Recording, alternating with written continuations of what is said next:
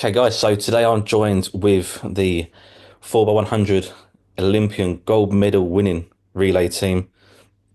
I want to go back to 2004. We're over 20 years now since the gold medal was won by you guys. And the first question I want to ask you is the emotion of that moment when you're on that podium, you're getting that medal. You know, this is the pinnacle. This is what you've all guys have worked for your whole careers. Just jump in, any of you there, and tell me about the emotions, and we'll go around the four of you. Yeah, it was a myth. It was nice. For us, as the underdogs, achieving that ultimate goal after so much bad luck building up to it, for me personally, was a dream come true. It's something that every athlete dreams of, winning a gold medal at a major champs, especially the Olympics, and it happened with us. The chemistry was right, the atmosphere was right, the vibe was right. We went out there and we delivered on the day, even though people doubted us. You mentioned there about the bad luck beforehand. I just took go into that a little bit. All right, the bad luck beforehand, obviously, 2000 Olympics. I wasn't involved in that. I went to the World Juniors, but they had an amazing team. But I think the politics stopped the guys from progressing to win a gold medal. And then the teams that I've been involved in, in Athens, the heats, we made a big mistake and we corrected it. I think the chemistry was right at that point in time, and I think we all grew as a team, and we all knew what we needed and what we wanted out of it, and we came together and we delivered. Let's go to Darren about yourself. The emotions for you. Um, I was just crying. I haven't cried very often in my life, and it was like every tear that I should have cried came out in that moment. I think setting such a crazy target of at the age of 12 wanting to stand at the top of the podium at the Olympic Games, and there's no map, there's no sat nav, and you're gonna have to go through stuff. I think if anybody tells you that, then you may not go on the quest. So I think to have that dream and to see it realized, it was too much, I guess. That's the best way for me to explain. It was too much. Every single emotion, too much. Marlon, for yourself. Yeah, as you said, James, it's 21 years ago. And the older I get and the longer I move away from the experience, the more incredible it feels that what we did as a four, how we got together and the people I'm working with at the moment, and you see the difference in mindsets and how unique the four of us work together. And exactly what Mark said, exactly what Dan said as well. I'm sure Jason's going to speak about it as well. It's just we just clicked on a new level that has taken years and years of preparation through our juniors. Myself and Jason have known each other way through the juniors. I've trained with Mark, and Darren's been in the team for a long time. So there's this, we've crossed paths so many times, and it was as Darren said, it was the right time. So 21 years ago, incredible, and it hurts my mind when you think about how many things and all the things that could have gone wrong, but we put it together because of the dedication and the hard work and all the things that the resilience, all these things that we all talk about and we preach to others, all came together in one hit. It was amazing. Absolutely. And Jason, for you, the emotions of that moment on the podium.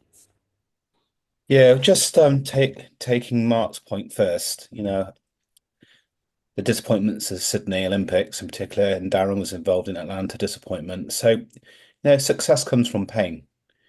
And we felt a lot of pain. And you don't achieve that kind of high level performance without undergoing, the trials and tribulations of disappointment, because that puts a fuel and fire in your bellies. And we all came together to right the wrongs despite 4 years later in Athens being slower individually, man for man, than we were in Sydney. We weren't a team; we were a bunch of individuals. And I was again just listening to Darren and Marlon as well talking about their experiences. If I can be really frank and honest, looking back at at the standing on a rostrum, it's something that, like Mark said, we all dream of having that moment to shine as aspiring to be an Olympic champion from watching like the Daley Thompson, Linford Christie, those guys. Um, I think probably I was probably just in shock, really.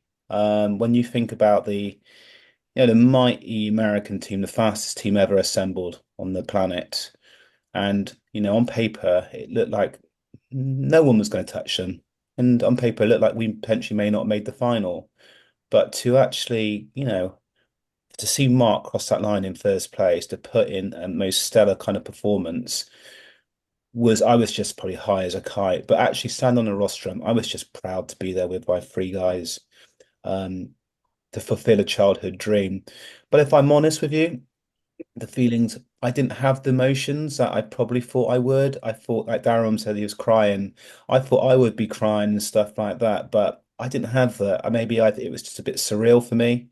But standing on top of the rostrum, I remember pinching, I think Darren and Marlon, I think they were next to me, and particularly Darren, just saying, this is this real? And seeing Americans down below us, and the Union flag being raised higher than the other two nations, being crowned Olympic champions was, yeah, it was just an most amazing, special moment, and I'm really, really grateful to be able to have these moments and opportunities to talk about it and be with me and my three kind of brothers.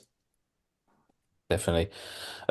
Talk to you about after that, when it's all sort of set in and the realization has come in that you are, Olympic gold medalist, you've reached the pinnacle of what you guys have worked for all these years and all this time in the sport. What next? Does it push you on? Does it give you that hunger to go again to the next level to win again gold medals? Or is there some sort of the almost realization of, okay, I've reached the top now, the only way is down? What is that feeling like? Is there a bittersweet moment in that? For me, Um, per go on.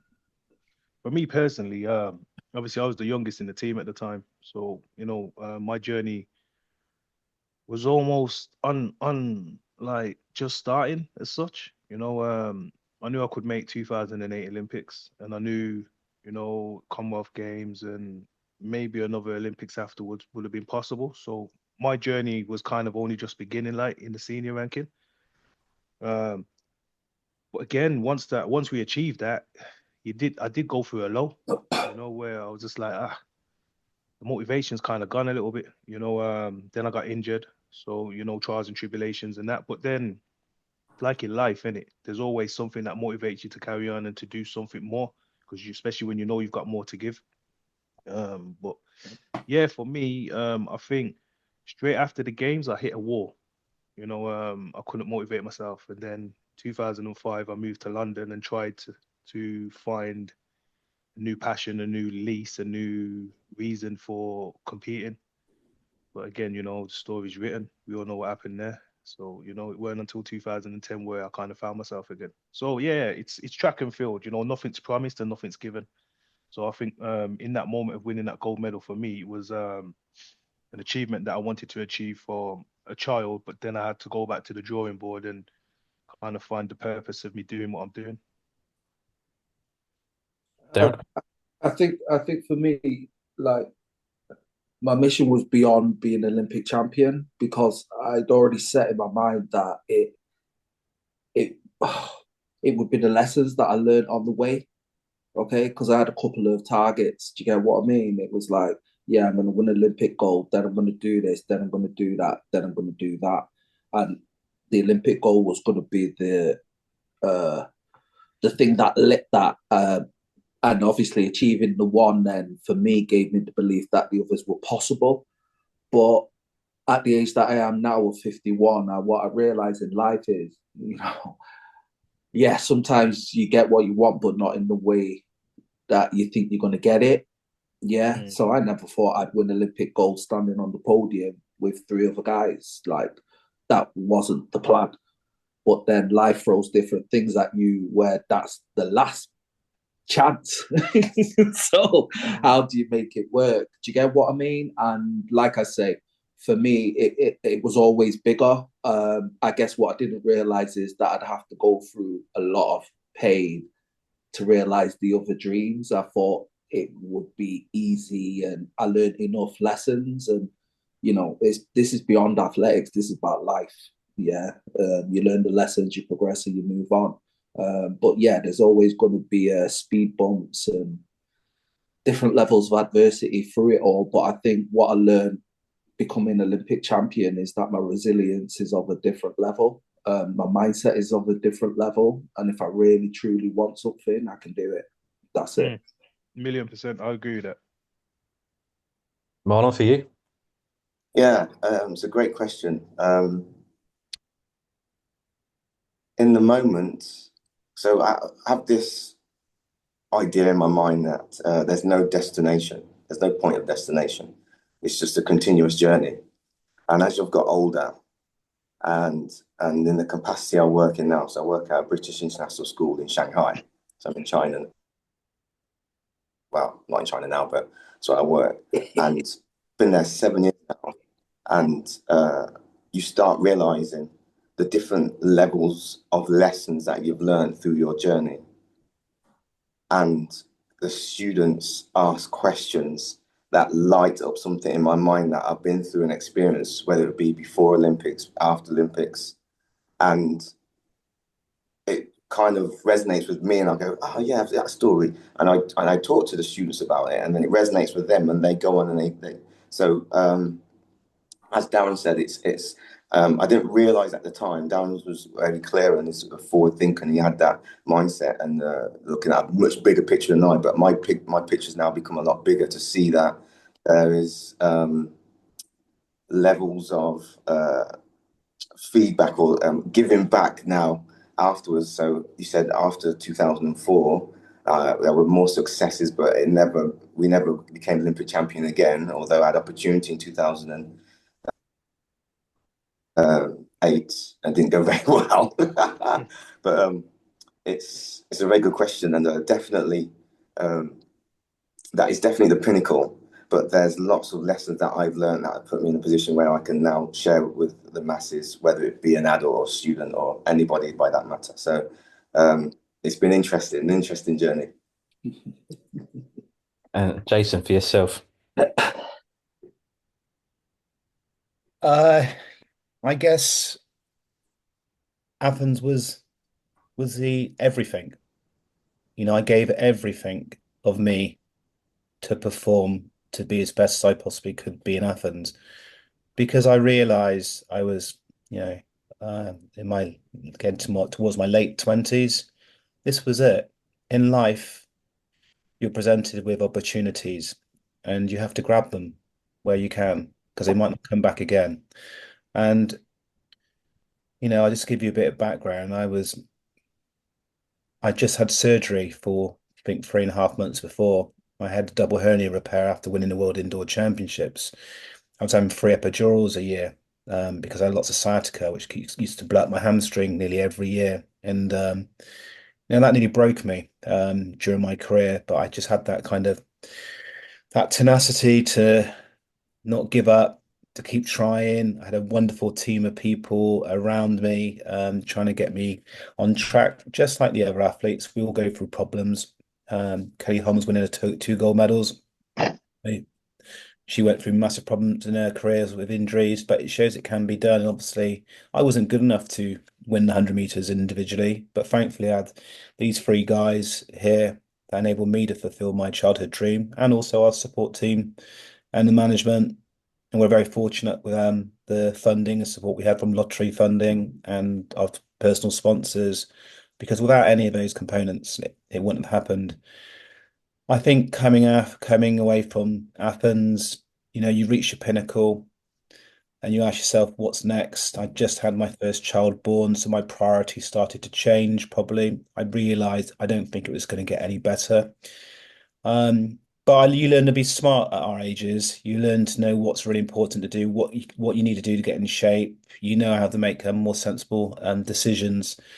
But I am retired before the next Olympics in 2008 in Beijing, because I knew I could sustain the performance. My body had it. And then moving forwards, I think you try and kind of find your pathway. I think I expected the pathway to be a lot different than what it was. I didn't realize that you still have to graft just as hard as we did as Olympic champions to really kind of make a cut through in society, in career and stuff like that in life. But what I do appreciate, or what I don't probably appreciate, but I'm starting to even more, so a bit like Marlon said, is we have a very unique set of skills which not many people have. And that's what sets us apart and where we can offer value for those people that want to achieve the ultimate level performance, whether it's in sport or business. And that's where I guess we're on the bleeding edge of high performance. But generally in life, most people don't need to be performing high in life to be successful. You can get through and be average in life.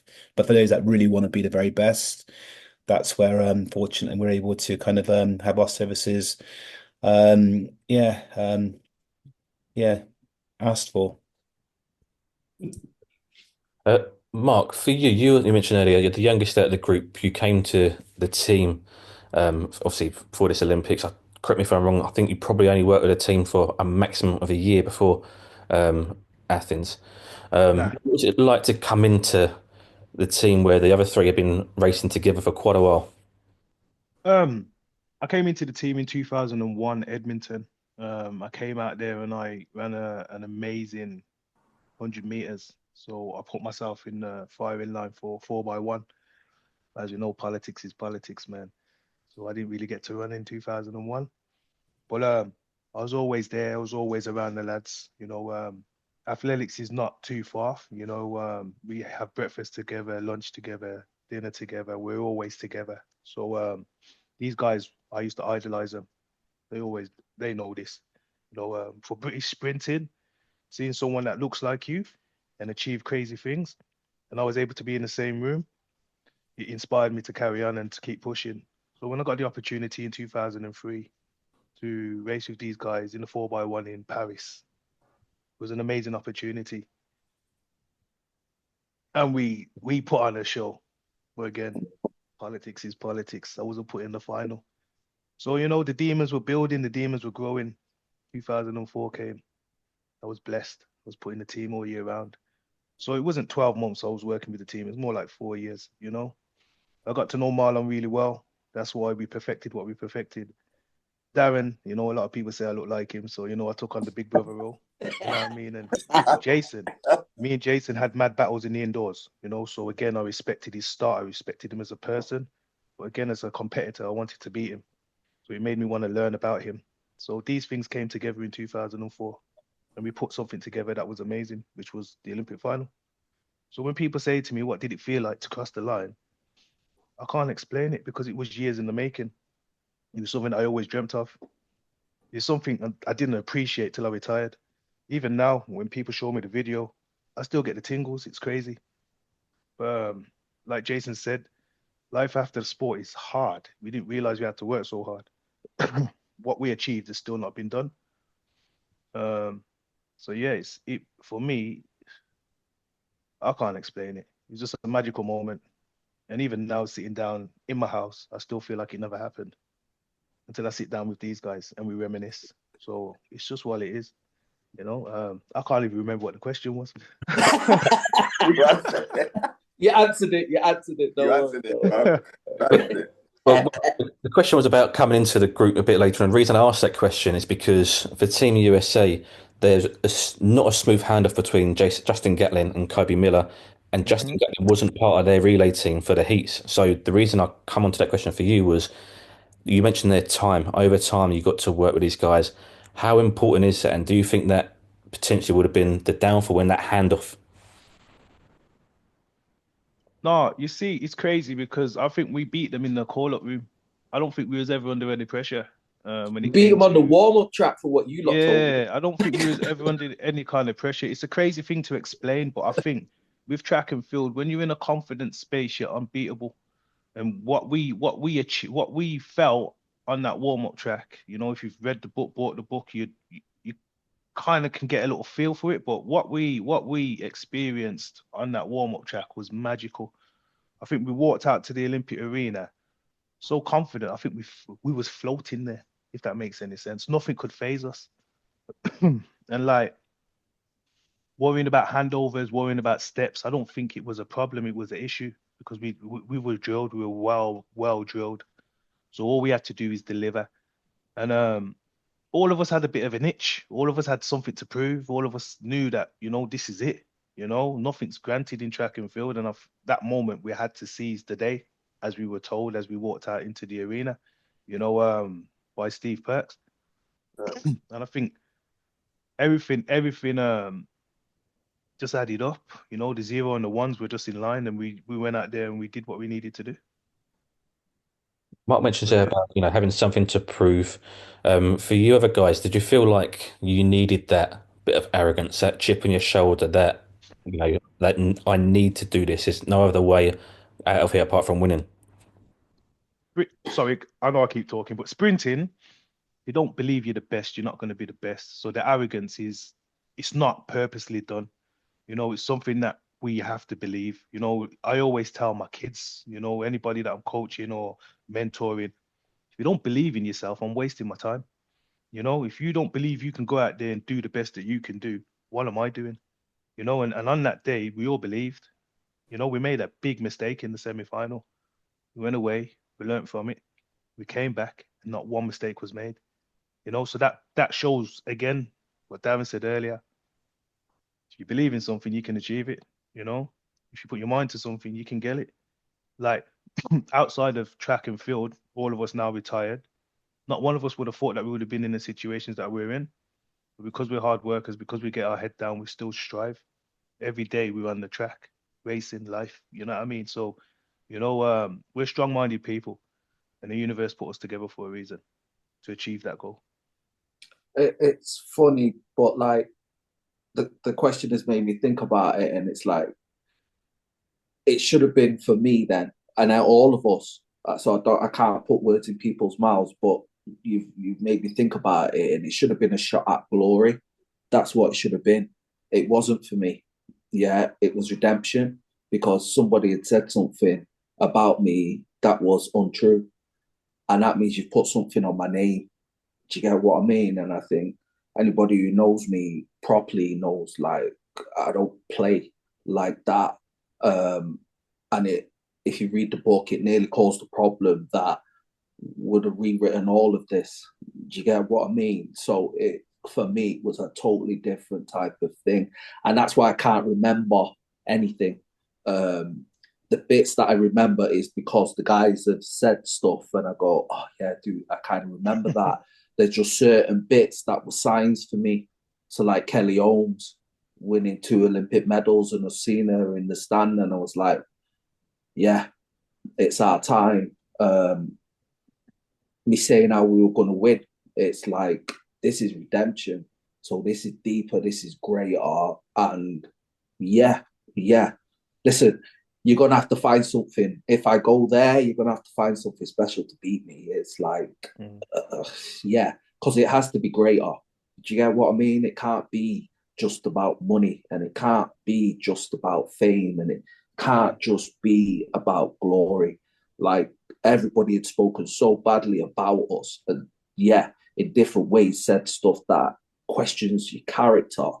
That yeah, all we had to do was assemble and just believe in ourselves. Yeah. So now it's not just about me believing in me, it's about Mark believing in Mark, and Mark believing in me, and Jason believing in Mark. And do you understand? When you put that connection together, whereas, yeah, Mark, I couldn't put it any better, I was floating.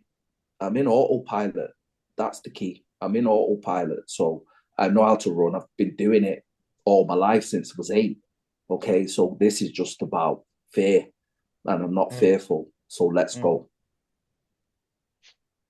Marlon, for you, did you Yeah. feel respected before that moment? Did I feel respected on this match? But before that moment, or did you feel you had to earn that respect by winning this gold medal? Yeah, so from my perspective, the season before, so I just won the World Indoors 2003, and you start looking and forecasting what's going to happen in the future. You think, right, the Olympics are around the corner, I'm in the best position, and then if I keep training, you start looking and seeing what's going to happen in the future. So I started, right, the coach got together, and we said, let's focus on what we're going to do to get ready. So I just worked hard, so hard to the point where I just got too big and bulky. And I'm an athlete that I run with fluidity and flow. and not the aggressive muscle kind of rip the track underneath that type of athlete. I'm more floaty and fluid. So what I've done is got a lot more bigger and stronger, but I wasn't converting it onto the track.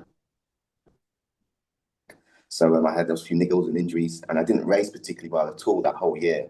So my frustration was, I am in the shape of my life. So what? Luckily enough, I got picked for the team, and then off the back of that, understood why I was making these wrong decisions. I'm too big, I'm too bulky, I'm too muscle bound. Let's come off the weights, leave the weights alone, and just find that finesse again. So now I find that finesse. So when I get to the holding camp in Cyprus, I am flying. Exactly what I should have been doing in the season. So it was just frustration, and there's all sorts of talk with three boys and the relay team, and this negativity from the media from different perspectives that I'm listening and I'm aware of, which is a unique perspective because their guys 100, they're running 100 or 200 doing their thing, and I'm getting to see other people talking behind their backs and saying that what's going on with the team, and I'm like, hold on, yeah, I'm frustrated and I'm eager to put her on the track, but as the three boys will understand, my fear was I felt great, but I had no reference point to say that I've raced, put a fast time down to say that I'm now ready. But I felt in the shape of my life, which has happened before. You feel like in shape of your life, you run like a donkey. So then you don't want to do that. So that was my fear going onto the track a little bit in the semi-final, if I'm honest, tiny bit. But I was frustration. I want to show what I'm made of. So when I got that baton in my hand, it was just release of everything, feeling the emotions from the boys, feeling emotions of the poor performance I had that year, and showing this is what I'm made of, and did that in that 100+ meters around the turn to pass the baton on. You see the baton from down, pass it on to Mark. So it was frustration. It's always been, although we've all medalled individually, indoors, outdoors, on the highest level, but that slate gets wiped almost. So then you start again, and to be able to execute that and just let rip and just say, this is what I'm about this year. This is what I'm capable of doing. And that was my frustration. And then to see Mark go over the line with the 0.0 of a second, and all the trials and tribulations we've all been through from different angles and perspectives in our lives, which you should definitely read the book. It goes into far more detail than we give you now. I just want to jump in there, Marlon, real quick, yeah. Yeah. Because this is how tight the team was, yeah. And I don't know if you'll remember this, but I remember coming to the warm-up track to do a relay practice, and I was kind of devastated because it was after the 100 meters, and this is how you know how confident he's built. So Marlon gets the baton off the bend, and he runs into me and passes me the baton. And the first thought that I thought in my head was, "Bro, Marlon's in shape, man." I got out, but he was up on top of me. You know what I mean? So at that point there, that made me switch on again, if that makes any sense. Because I knew if I didn't get out of my blocks or leave on the tape, Marlon is going to run me down. And then when I said to Marlon, "You're looking good," I felt the surge. It builds confidence. So again, it just goes to show how in tune we were with each other. Do you know what I mean? And I've been doing relays with Marlon for years, but at that moment, I knew if I don't get out, I'm gonna mess up. So again, it's like it was over a period. Marlon didn't run in 100 meters. He was nervous about running quick. That one relay session put confidence into all of us, if that makes any sense. Yeah. So Yeah. it goes to show every moment can make a difference in athletics. And that moment for me, after disappointment, made me realize there's still opportunity, there's still chance. But sorry, I don't know. As you was talking, I just remember that moment. I was like, yeah, man. Yeah, no, you're Yeah, right. that's crazy. No, you're exactly right. So this is what happens when we get the four of us together, and see, this is something that is a process that's happened during all the different things that happen that lift me and lift you up. It all interlinks, and it just keeps going up and up and up.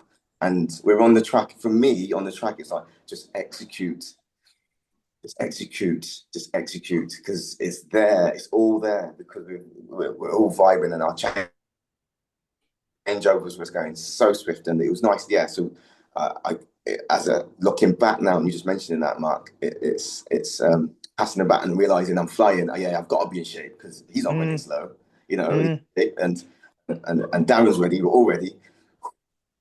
okay, despite what's going on around us. And that's so difficult if you think about it. And I see other athletes doing it as well. This to maintain that's that confidence when everything externally is just almost mayhem and just looking. Yeah. You're not getting anything externally. You're not getting anyone coming and going, yeah, you're doing really great. But one or two people, maybe, your friends and family that are closest to you, but outside that, it's all internal. And the four of us and Steve Perks and the other members of the team as well, all banding around together to just go out and just in that time just to smash it. It's a different level of focus. Do you get what I mean? It's like that. I think sometimes people forget that we are human beings with feelings and emotions, and people say stuff and yada yada yada. But then when you've got a certain level of focus, it can't penetrate you. When you have that belief and faith, it can't penetrate you. And I think in that moment, the level of focus is why it's only through conversation you remember certain bits, because the bits don't matter. Right now, there's only one thing that matters. Whatever time, we have to be the best version of our lives. That's the remit. Yeah. If we're going to win Olympic gold, as everyone said, we got one shot. So don't be late. Yeah. Be on time, be focused, and execute. Yeah. Because that will give you the best shot. Yeah. We may not have won. Yeah, but because we had belief in the plan and how it could play out and yada, yada, yada, when it played out exactly how we thought it would play out, nobody's in shock. Do you get what I mean? Why? Because you focused on executing. Yeah, because if you don't execute, there's no shock. Okay, so everybody was focused. That's why you practice. Do you get what I mean? You practice that you hope on that moment at that one time when you truly, truly need it. You'll find perfection, because the world ain't perfect and nobody in this world is perfect. But for one moment, you're hoping that everything that you've worked on, your whole life's work, will create perfection. And that's the only way we're going to beat the Americans. We have to be perfect. If you look at the changeovers, they were perfect. Could we ever do that again? No. No, we didn't. Not possible. Yeah, because in that moment, every single ingredient that you need to be successful was there, because there was no distractions. Yeah, you trust what you do. Your team's calm. Do you get what I mean? Why? Because we create that. Yeah, because we're calm. So how can anybody around us be nervous when we're so calm? Yeah, It's mad you say that, Yeah, because it's I like remember the only time, sorry to cut you, Darren, the only time I felt nervous is when they said, can all of you go to your spots? And I thought, shit, I'm on my own. But apart from that, I remember walking around the bend and seeing Marlon, getting the salute, the nod. And I was like, let's go. You know what I mean? It's mad, it's crazy. I can't explain it, but yeah. it's Sorry, even, man. Let's have to get that. And when I say perfection, it's even when you look back at the race, when you watch the build up to the race, there's a point where the camera zooms in on every single one of us individually. And if you look at every individual's face, you will see calm, absolute calm, absolute calm. There's no panic. There's no you'll see calm. Do you get what I mean? It's looking across at the other to go, yeah, that's my guy. Do you get what? We're going into war, yeah, but it's not war. Yeah, it's a physical, sporty battle. Let's not call it war, because war's serious, but it's a battle. Do you understand? You're up against other nations, yeah, and the dream that you had as a kid of being Olympic champion, you're not the only person in the world that had that. So, but I don't think when I was on the track getting ready to race, that all that was in my. I don't think it was in my mind. No, but that's what I didn't care about your mind. That's the point. Yeah, even the 50, 80,000 people in the stadium. Yeah. It was. You're not focused. I can't. Yeah, I can't even. And I made that mistake. Yeah, 2000. See, individually, 100-meter final. I remember standing on the line and going, "Oh my days! This is the 100-meter Olympic final. 120,000 people in the stadium, the most watched event of the whole Olympics." Right? You lose your battle. Darren, you can't do that. You can't do that. That is it. What difference does any of that make? So by the time, I learned the lesson, but I'm a quick learner. So by the time I make the 200-meter final, I'm like, this is where I want to be. Yeah, man. 200-meter final, and I got a shot at a medal. So you're gonna have to beat me. Yeah. How am I Yeah, coming off get the me. end ahead of guys that can run 9 point? Because I put mm. on the battle mode. The battle mode means that it's not that I can't be beaten, but you're gonna have to beat me. I'm not gonna give it you. I'm not gonna let anything mess up what I'm doing. Yeah. But if you beat me, you're the better man on the day. That's Yeah, sport. That's what we it's love about sport. That's why we're all friends. it's Yeah, because we crazy. Yeah. understood what it was, what this is. Do you get Mm. what I mean? So come that Olympic final, yeah. Well, I've already made the mistake in the 100 meters. I already learned the mistake in the 200 meters. Good luck. Darren, you're right though, because when people say to me, "Oh, wasn't you nervous about standing next to Maurice Green?" And if hand on my heart, all I was thinking is I was looking on the bend, and all I thought is I'm gonna yam this bend. I'm just gonna eat it. I don't care who's next to me. I'm just gonna. As soon as Marlon hits that tape, I'm done. Like we said in the final call room, give me the baton in first place. I will not let you down. And That's he it. had to work to catch up with. You understand what I'm Yeah. saying? And I didn't let you down. And I think that's where our mentality was. I think our mentality was, this is it. You lot don't believe in us, but we believe in us. 0.01 of a second. Have that. Olympic gold medalist. You Amen. understand? That is our belief. That is how we've always lived our life. We're not from no privileged background. We've always been under a fight. Yeah. So for me, that was the icing on the cake. So when people say, "How do you feel?" I don't. It was just a moment that I knew we had to get. It was one of the greatest moments in my life. I had to work hard for it, but it wasn't given to us. We had to work for it. We made mistakes. Do you know what I mean? Hey, listen, yeah, it's 21 years, lads. We're still here, innit? We're You know what I still mean? it. And Good like, I thanks. love you all, man. You've given me something that no one else can give me. You know what I mean? And Hell no. like, I look at that medal. My kids look at the medal, and they're like, "Wow." To me, it's just a medal, but the experience is what it is. Do you Yeah. understand? The lessons on the way. Do you know what I mean? Mm-hmm. But yeah, The sorry, man. lessons on the way. Sorry, man. I just get a little bit emotional every now and again. Do you Well, know what we're I mean? But older. Well, we're older. yeah, See, so it's every and crazy. we It's don't get crazy. this often. So every time we come together, our levels of wisdom and understanding is different. Because, like Mm, I said, there was one point I phoned my mum and I said, "This whole Olympic thing's nonsense." Do you get what I yeah, mean? yeah. Yeah, I was like, I'm still out here. Just, I went down that path and da da da da da and yada yada yada, and then something happened, and I went, actually, it's the gift that keeps giving.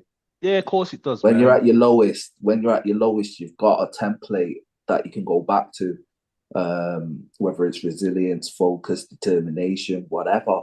Do you get what I mean? As one of an athlete said it to me, a young athlete, you know, she said to me, "You're a 1%er." I was like, what do you mean? She goes like, well, only like 1% of the world have done what you've done. Do you get what I mean? And I'm like, uh, she told me a bit more with regards to, she's a 1%, blah, blah, blah, and she don't apologize. And I think I've spent a lot of my life apologizing for being a 1%er, and I refuse to do it anymore. Mm, Do you get what I mm, mean? It's like nothing I have has been given. I come from a single parent family, mm, no father figure. Do you get what I mean? So mm. what we're talking about is learning on job. Do you know what I mean? I got 3 kids. So yeah, I'm learning athletics on job because there's no Mm. map. Yeah, I'm learning to be a father on job because there's no blueprint. Do you get There's no what I mean? blueprint. So Yeah, yeah, yeah. everything you do in life, you're gonna have levels of adversity and learning, but don't let it deter you. Do you get what I Yeah, mean? That's what criticism, all that. I Yeah, hope it's all that irrelevant. everybody understands from the story, not the glitz, the glory. No, no, we all have this within us, but it's hard to get it out, and that's why we still graft now. Do you get what I mean? Because what I know now at 51, my greatest legacy is my kids. Not my Olympic gold medal, not any Mm. financial reward I've gained along the way. It's my kids. Do you get what I mean? Seeing them go and do stuff and not go, well, it's off the back of that. That means, well, my oldest son told me the other day, 25, just bought his first house, well, his house. And I was saying, oh yeah, about mistakes I made and da da da. And he said, Dad, he goes, don't beat yourself up on any mistakes you made. He goes, you made them, so we know what not to do. And Yeah, yeah. you're there to guide us. There you go. That's legacy. Yeah, I can chill. I don't need to work hard. It's not working hard now. It's working smart. Definitely. 100%. Jason, I don't want to miss you out there, so I want to detour back to it. What was your point to prove on that night? Well, it's just hearing the recollections from my teammates. I guess, we share a lot of similar kind of experiences. Similar backgrounds in some ways and not in other ways. But what did I want to prove that night? I just didn't want to let my teammates down.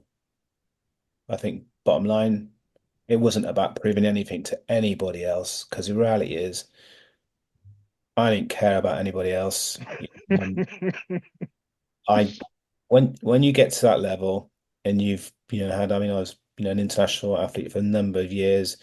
You've had the media write positive things about you, and you've also experienced some of the negative things when you don't perform well, and that's all part of the business, which is great.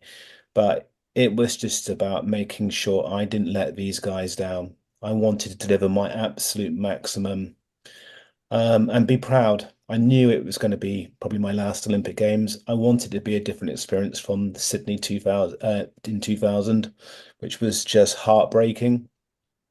I wanted to come away having delivered the best version of myself, being the best that I can be. And I think now in the work of performance, when that I'm involved with, whether it's working with businesses or young sports kind of talent looking to make a mark in the future. Ultimately, it's about delivering your maximum. And as Darren said, if somebody beats you and you're giving you 100%, all you can do is shake their hand and say, you were the better person on the day. But when I do look back and think, when you look at the stats before the race and how much better the Americans were and some of the other teams, it just goes to show anything can happen. And I know it's kind of a bit of a cliche sometimes in sport, but we are proof that if you are prepared as best as you possibly can be, and you just focus on your job, anything can happen. And to this day, I still pinch myself. And like Mark said, it feels a bit surreal that things didn't happen. Definitely. I know we're coming towards the end of our time, so I'm going to come round to one last question for each of you, and it's the same question to all of you. What does the other three guys in this call mean to you? Let me start. Okay. Uh, yeah, 6 years ago now, I had a bleed on the brain. And yeah, it was the biggest fight of my life. And I guess in those moments, you find out who's for you and like who's not for you. And yeah, these three guys right here are for me, my brothers for life. They came to see me. They reminded me who I was, gave me the strength to get back on my feet. And I've elevated again thanks to them. And obviously my wife, my kids, and a couple more of my good friends. But when you think that we came together as rivals, and then we did something so special, but in my time of true need, not winning Olympic gold, but of true need of life and quality of life moving forward, they reminded me who I am. So I'm eternally grateful for that. Marlon? These boys, man. So I'm just trying to give you some kind of context. So I've been doing a talk part of my job, and I get to the point where I'm talking about the boys, and every single time I'm not that type of person to get emotional. I'm not that I'm trying to be Mm, well hard. I'm mm, gonna I don't cry. I'm just that type of person. I have my own emotions. I can express my emotions quite clearly, but every time I talk about the boys, and it's towards the end, I'm fighting back the tears. It's Yeah. mad, isn't it? And I have to gather myself, and the audiences can feel it, and I'm trying to, "Oh, come on, I can't get through this." And then I realized, well, it's 21 years ago. 21 years ago, and it still hits hard every time I get to these points in what I'm trying to say. And yeah, as Darren said, there's, we've all been through different things through our lives, and allowing me to come out here and do what I'm doing here in China, not being part of the forum, getting together as much as we would, and maximizing this and just being here together. They wish me the best, and I wish them the best. Every time I see something online, I'm watching something I have nothing but smiles and admiration for them, and like, yes. I've seen Darren doing so well with his the UK athletics thing. I can imagine the pressure he's under. And I've sent a few texts as a message. I've got you. He's getting some real good praise for what he's doing. Myself and Mark, we have a lot of banter. We used to train together. We probably spent the most time training together. I've said before, Jason and I, we come through the rankings when we didn't, to look in a crystal ball to say that we were going to be Olympic champion, we probably would have laughed, but we were just being competitive over in Telford. Was it Telford? Was it Yeah. Jason? I remember, yeah. And Yeah. just, it's just a lot of banter, lots of fun. It was just completely innocent then, no media watching. So it goes way, way, way, way back. And to get on the other side of it to now, where we've had the successes, and the Olympics is obviously the pinnacle of that. And there's just a deep love for the three guys that's never going to leave me. And, it's just real, genuine love that I've got for these three guys. I want them to do the best, and I wish the best for them. And I always look forward to catching up, and just the only thing we can do. It's a shame it's online, so I would have embraced these guys straight away and had a banter and a laugh and a joke as we do. And probably gone to where we go to where last time we met was the West Indian restaurant. West We sat India there and in across Bristol. Bristol, innit? In Yeah, Bristol. that's we crazy. could do that for hours. And we got to go back to the kids. We got back to the kids. I gotta go. It's those things, right? It's just hours and hours of banter and joke and just pure love. So yeah, that's what I've got to say. For you, Jason? I guess ultimately our race in Athens success created a bond like you would never know, which is brought us so strong together, which is very rare. Everyone can understand bonds and stuff like that with your own immediate family, but this is one which is continuing to evolve. The strength grows stronger day by day, year by year. And yeah, that's what it means to me. Like Darren mentioned, if I'm in a situation, I've got a few numbers on my phone which I could call who will be there for me, and these guys will be there for me. And I think in life people come in, go in and out of your life.